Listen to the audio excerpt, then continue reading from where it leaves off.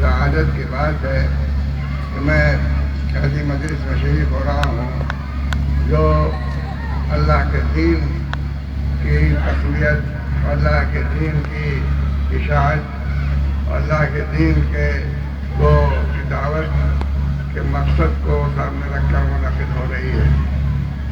یہ آپ کا جلسہ ہر سال ہوتا ہے اور اس کا جو مقصد ہے اور جو اس کی دعوت ہے اس کا تو تقاضا یہ تھا کہ ہر ہفتے ہوتا، ہر مہینے ہوتا، لیکن اتنے جلدی ہونے میں پھر اس کی اہمیت لوگوں کے ذہن میں کم ہو جاتی ہے، اس لیے یہ سال گزرنے کے بعد منعقد ہوتا ہے اور اس میں بڑے دانشور اور علماء شریک ہوتے ہیں اور ان کی باتوں سے آپ کو فائدہ پہنچتا ہے۔ قرآن میں آتا ہے ذکر فإن الذکر تنفع المؤمنین، کہ یاد دلاتے رہو، ایمان والوں کو یاد دلانا مفید ہوتا ہے۔ اور پھر کوئی شبہ نہیں، اس کو عملی طور پر ہم لوگ دیکھتے ہیں کہ جو بات بار بار اور موقع سے کہی جاتی ہے وہ بالآخر دل و دماغ میں اتر جاتی ہے، اور جو بات دل و دماغ میں اتر جاتی ہے اس سے آدمی کی زندگی پر اثر پڑتا ہے۔ یہ زندگی ہم کو اللہ تعالیٰ نے عطا فرمائی ہے، یہ ہم کو اتفاقاً نہیں ملی ہے۔ بعض وقت آدمی اس چیز کو بھول جاتا ہے اور یہ سمجھتا ہے کہ دنیا میں جو کچھ ہو رہا ہے یہ اتفاقاً ہو رہا ہے۔ کوئی پیدا ہوا، کسی کی اولاد ہوئی تو اتفاقاً اس کی اولاد ہو گئی، اولاد نہیں ہوئی تو اتفاقاً اولاد نہیں ہوئی۔ اب وہ علاج کراتا ہے اور دعائیں کراتا ہے کہ اولاد ہو جائے، وہ سمجھتا ہے کہ اتفاقاً اولاد نہیں ہوئی اور دعاؤں سے شاید ہو جائے گی۔ تو ہم اس زندگی کو سمجھتے ہیں کہ خود بخود اور اتفاقاً چل رہی ہے، ایسا نہیں ہے۔ ایک ایک چیز چھوٹی ہو یا بڑی ہو، سب اللہ تعالیٰ کی طرف سے پہلے سے طے شدہ طریقے سے ہو رہی ہے۔ پلاننگ جیسے ہوتی ہے کہ آئندہ ہمیں کیا کیا کرنا ہے اور کس طرح کرنا ہے، یہ انسان پلاننگ کرتا ہے اور الٹپ کام نہیں کرتا کہ سوچے بھی نہیں کہ کیا ہونا ہے، کیا کرنا ہے، اور چاہے کہ ہو جائے اور اچھے طریقے سے ہو جائے۔ تو اچھے طریقے سے تو نہیں ہو سکتا، اچھے طریقے سے اسی وقت ہوگا جب پہلے سے آپ اس کو سوچ لیں کہ کیسے ہو سکتا ہے اور کیا طریقہ ہے اس کا اور کن ذرائع سے ہوگا، کیسے ہوگا۔ پہلے سے آپ سوچ کر اس کا پروگرام طے کر دیں، تب وہ کام اچھے طریقے سے انجام پائے گا۔ بے سوچے سمجھے آپ کام کریں گے تو وہ اچھا کام نہیں ہوگا۔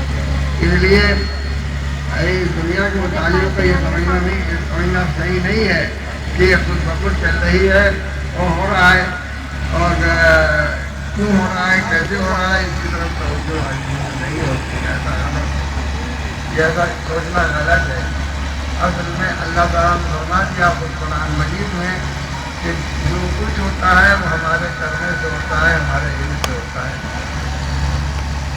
وَالْوَارِثُ مِن نِّعْمَةٍ وَمِنَ اللَّهِ، ہو رہا ہے کہ تم کو جو بھی آرام مل رہا ہے، جو بھی تم کو فائدہ تھوڑا ہاتھ نیچے کریے، یہ والا ہاتھ ہٹا لے، والا ہاتھ، یہ ہاتھ ہٹا لے بس، یہ والا نہیں بیٹھا، نہیں کیسے بیٹھا، ہم یہ سمجھتے یہ ہاتھ ہٹا لے بس۔ کوشش اور محنت سے کام ہو جاتا ہے۔ اللہ تعالیٰ نے اس کی مثال صاف ہمارے سامنے یہ رکھی کہ قارون موسیٰ علیہ السلام کے قوم میں تھا، اور موسیٰ علیہ السلام کی قوم مسلمان قوم تھی۔ تو قارون گویا کہ پہلے سے مسلمان تھا، لیکن اس نے بہت کمایا تھا، بہت دولت اس کے پاس جمع ہو گئی تھی۔ تو کچھ لوگوں نے اس سے کہا، یہ کہ لوگوں نے کہ بھائی تم کو اتنی دولت حاصل ہو گئی ہے، کچھ اللہ کے نامے میں خرچ کرو۔ اس نے کہا کہ ہم کو حاصل نہیں ہو گئی ہے، یہ ہم نے اپنی محنت سے اور اپنے علم اور اپنی دانش سے، اپنی عقل سے لگا کر حاصل کی ہے۔ اس کا یہ کہنا اللہ تعالیٰ کو بہت برا لگا۔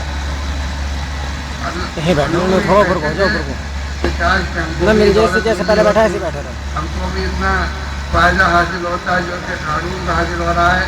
اہل ایمان جو تھے اس زمانے میں وہ بھی بعض وقت تمنا کرتے تھے کہ قارون کو اتنی دولت ملی ہے، اتنا کاروبار اس کا چلا، اللہ تعالیٰ فرماتا ہے کہ اس کے ایسے ایسے گودام تھے مال دولت کے کہ اس کی کنجیاں ایک آدمی سنبھال نہیں سکتا تھا، بلکہ کئی آدمی مل کے کھاتے۔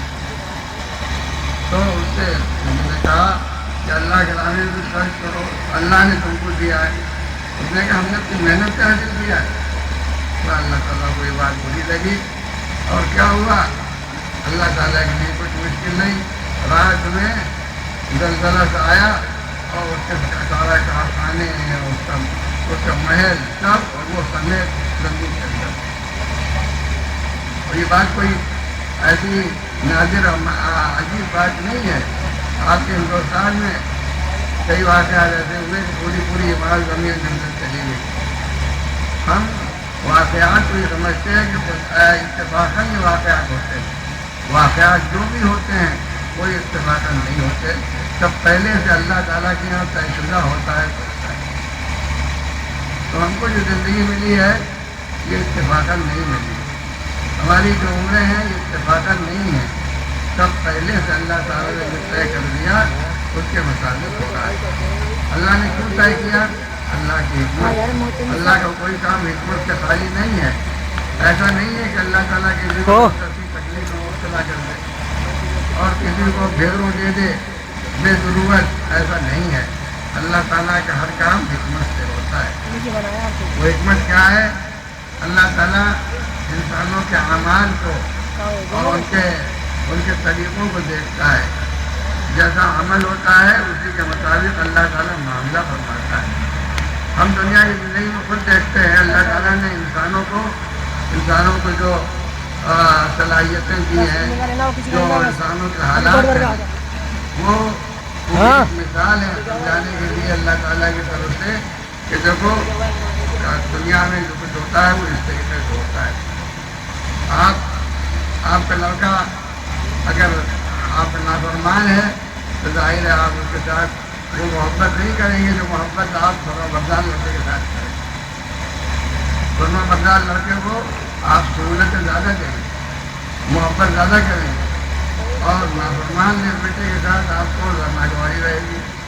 کتنی بات ہے، اب جو نافرمان بیٹا کہے کہ میں بھی بیٹا ہوں، ہمارے ساتھ کیوں یہ اتنا اخلاق نہیں کرتے کہ بھائی تم بیٹے ضرور ہو لیکن تم بہت نالائق بیٹے ہو، تمہیں کیسے تمہارے ساتھ اتنا اخلاق بڑھتا جائے؟ تو اللہ تعالیٰ عمل دیکھتا ہے اور عمل کا اثر باپ سے بیٹے تک جاتا ہے۔ جو باپ نیک ہوتے ہیں، اللہ کے فرمانبردار ہوتے ہیں، اللہ تعالیٰ ان کے بیٹوں کو بھی نواز دیتا ہے۔ اور اس کا واقعہ بھی قرآن میں اللہ نے بیان کیا ہے کہ باپ نیک تھے تو اللہ نے ان کے بیٹوں کے لیے سہولتیں پیدا فرما دی، اور بیٹا نالائق ہونے والا تھا تو اللہ تعالیٰ نے اس کو فیصلہ فرما دیا کہ وہ دنیا میں نہ رہے۔ یہ واقعہ قرآن میں بیان کیا گیا ہے۔ تو جو کچھ ہم کو ہمارے پاس ہے اور جو کچھ ہمیں پیش آتا ہے وہ سب اللہ کی طرف سے پہلے سے مقرر شدہ ہے۔ اور وہ کیسے مقرر شدہ ہے؟ خود ہمارے اعمال کی وجہ سے اللہ تعالیٰ نے ہمارے ساتھ ایسا معاملہ کیا۔ اللہ تعالیٰ نے ہم کو دنیا میں پیدا کیا کہ ہم اللہ کے حکموں کو دنیا میں چلائیں۔ اللہ تعالیٰ دنیا میں جس طرح ہمارے لیے اس نے مقرر کیا ہے کہ تو کس طرح کی زندگی گزارو، کس طرح کے اخلاق ہو، کس طرح تم کام کرو، ہم اگر اس کو اس طرح کرتے ہیں تو اللہ تعالیٰ کا رحم ہم کو زیادہ ملے گا، اللہ تعالیٰ کی طرف سے ہماری زیادہ ہمارے انعام ہوگا۔ اور اگر ہم اللہ تعالیٰ کے حقوق کو نظر انداز کر دیں گے، من مانی زندگی گزاریں گے تو پھر اللہ تعالیٰ کی طرف سے ناگواری ہوگی اور پھر اللہ تعالیٰ اپنی رحمتیں کم کر دے گا۔ ہم شکوہ کرتے ہیں بہت پریشانی ہے، بڑے مسائل ہیں، اور یہ نہیں سوچتے کہ یہ مسائل اور پریشانیاں کہیں ہماری بدعمالی کی وجہ سے تو نہیں ہیں۔ ہم اپنے اعمال کو غور کریں، دیکھیں کہ ہمارے برے اعمال کیا ہیں، ہم ان کو دور کرنے کی کوشش کریں تو ایسا کریں گے تو ہمارے حالات بدل جائیں گے۔ بہرحال یہ سمجھنے کی بات ہے کہ ہم دنیا میں یوں ہی نہیں آ گئے، اللہ نے بھیجا، اور جہاں ہم رہتے ہیں یہاں کے لیے ہمیں اللہ نے مقرر کیا۔ ایسا نہیں ہے کہ ہم اتفاق سے ہندوستان میں پیدا ہو گئے، عرب میں نہیں پیدا ہوئے، امریکہ میں نہیں پیدا ہوئے، جاپان میں نہیں پیدا ہوئے، کسی کو اللہ نے جاپان میں پیدا کر دیا، کسی کو امریکہ میں پیدا کر دیا، کسی کو ہندوستان میں پیدا کر دیا۔ یہ الگ معاملہ نہیں ہے، اللہ نے جس کو جہاں پیدا کیا وہاں کے لیے پیدا کیا، وہاں کے حالات وہاں کے کام کے لیے پیدا کیا، اور ہم جس خاندان میں پیدا ہوئے وہ بھی اللہ کی طرف سے پہلے سے طے شدہ تھا کہ ہم خاندان میں پیدا ہوں۔ تو ہم کو جو زندگی ملی ہے وہ اللہ تعالیٰ کی دی ہوئی ہے، اور اس کی جو مقدار ہے اور اس کی جو مدت ہے وہ بھی اللہ تعالیٰ کی مقرر کرتا ہے۔ اب اللہ تعالیٰ یہ دیکھنا چاہتا ہے کہ ان حالات میں اور اس ملک میں اور اس وسائل کے ساتھ جو ہم کو اللہ نے دیے ہیں ہم کیا کام کرتے ہیں، ہم اللہ کی مرضی کا کام کرتے ہیں یا اللہ کی مرضی کے خلاف زندگی گزارتے ہیں۔ اس کو دیکھنا، اور اس کو دیکھ کر فرشتے ایک آنگن میں بیٹھے ہوئے ہیں، وہ لکھ رہے ہیں، ریکارڈ کر رہے ہیں۔ آج کل تو سمجھنا آسان ہو گیا ہے کہ کسی بھی چیز میں سینکڑوں کتابوں میں ریکارڈ میں آ جاتی ہیں، وہ بیٹھے ہوئے ریکارڈ کر رہے ہیں، ہماری ہر حرکت ہر عمل کو ریکارڈ کر رہے ہیں۔ قیامت میں اللہ تعالیٰ یہ ریکارڈ دکھائے گا۔ اپنا سی ڈی دیکھ لو، یہ سی ڈی تمہارا ہے، اب تم خود بتاؤ یہ سی ڈی کے ساتھ یہ سی ڈی تمہارا کیا بتا رہا ہے۔ اب تم خود سمجھو کہ ہم تمہارے ساتھ کیا معاملہ کریں، تمہارے ساتھ کیا معاملہ کریں۔ تمہارا سی ڈی بتا رہا ہے کہ تم بہت نالائق ثابت ہوئے، تم نے اللہ کے حکموں کو نظر انداز کیا، تم نے منمانی زندگی گزاری، دوسروں کو ایذا پہنچایا، دوسروں کا حق مارا، حرام حلال کا فرق نہیں کیا، تمہاری سی ڈی بتا رہی ہے۔ اب بتاؤ تمہارے ساتھ ہم کیا کریں، یہ جنت چاہیے جہنم ہے، بتاؤ۔ تو آدمی حیران کھڑا، کیا منہ سے آواز نکلنا مشکل ہو جائے گی۔ عدالت میں آپ چلے جائیں، جج کہے کہ تم نے یہ کیا ہے جو کوئی ثابت ہو گیا، بتاؤ تم کو کیا سزا دی جائے، تو چہرہ فق ہو جائے گا، چہرہ فق ہو جائے گا، تو آدمی کیا سمجھے گا کہ ہم مرے۔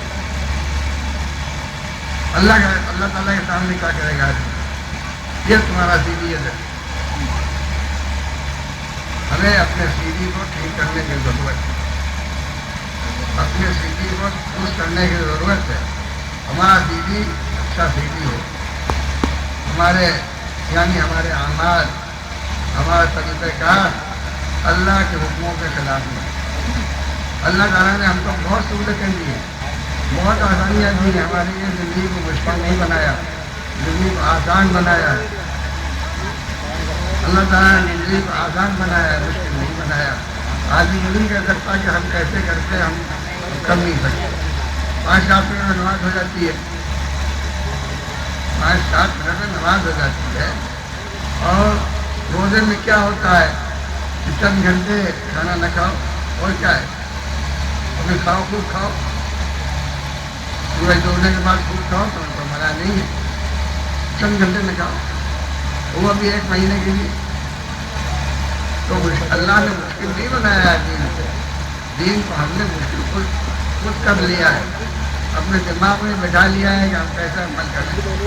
تو ہم دماغ میں تو بٹھا سکتے ہیں اس بات کو کہ ہم کیسے عمل کریں، لیکن ہمارا ڈیوٹی کھڑا ہو جائے۔ یہ فرشتے بیٹھے لکھ رہے ہیں، کاندھے میں بیٹھے ہوئے ہیں اندر، اور سب لکھ رہے ہیں، نوٹ کر رہے ہیں، سی ڈی بنا رہے ہیں۔ تو بھائیو، یہ جلسے ہمارے جو ہوتے ہیں یہ ہم کو یاد دلانے کے لیے ہوتے ہیں۔ تو تک کی فضیلت ذکر سنبھال کہ بات کو یاد دلاؤ، یہ یاد دلاؤ کہ جب تم کو اللہ تعالیٰ نے اس دنیا میں عمل کے لیے بھیجا ہے۔ کون سا عمل؟ وہ عمل جو اللہ کو پسند ہے، اس عمل کے لیے تم کو دنیا میں بھیجا ہے۔ تم اگر وہ عمل نہیں کرو گے تو اللہ کی پسندیدگی، اللہ تعالیٰ کی رضا تم کو نہیں حاصل ہوگی، اور وہ عمل کرو گے تو اللہ تعالیٰ کی رضا حاصل ہوگی، اور اس کے لیے اللہ تعالیٰ نے دوسری زندگی میں جو مرنے کے بعد جو دوبارہ ملے گی، اس میں اللہ تعالیٰ ہمیں ہماری محنتوں کا اجر عطا فرمائے، تھوڑے سے ادھر کو ہو جاؤ، ادھر کو نیکیوں کا اجر عطا تھوڑے سے فرمائے، ادھر کو ہو جاؤ. اور ہمارے عمل کو اللہ تعالیٰ نظر انداز نہیں کرے گا۔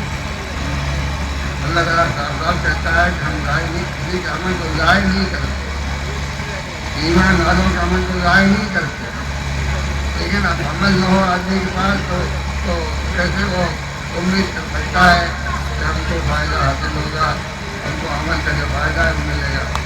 تو بھائیوں، ان جلسوں کا فائدہ یہی ہے کہ یہ ہم کو یاد دلاتے ہیں، توجہ دلاتے ہیں کہ لوگوں ہم اپنے اعمال کا جائزہ لیں اور ان کو ٹھیک بنائیں، تاکہ ہم اس کا فائدہ اٹھا سکیں اور ہمارا حال اللہ کی نظر میں اچھا ہو، اللہ تعالیٰ ہمارے حال کو پسند فرمائے۔ مول صاحب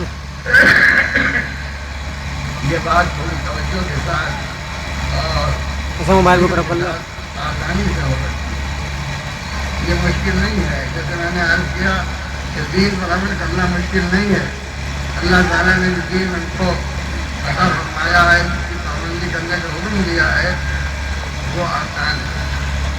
اللہ تعالیٰ نے فرمایا دیا ہے کہ ہم نے تمہیں آسان دین عطا کیا ہے، یہ مشکل نہیں ہے۔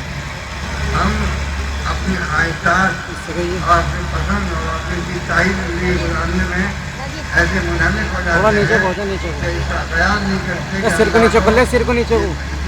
پسند ہوگی کوئی چیز ہمارے لیے مفید ہے۔ بھائیوں، آپ ان چیزوں سے پورا فائدہ اٹھائیں گے، جس میں علماء کرام آپ کو وہ باتیں بتائیں گے کہ جو آپ کی زندگی کے لیے، زندگی کو سنوارنے کے لیے اللہ تعالیٰ کی نظر میں آپ کی زندگیوں کو پسندیدہ بنانے والی باتیں ہیں۔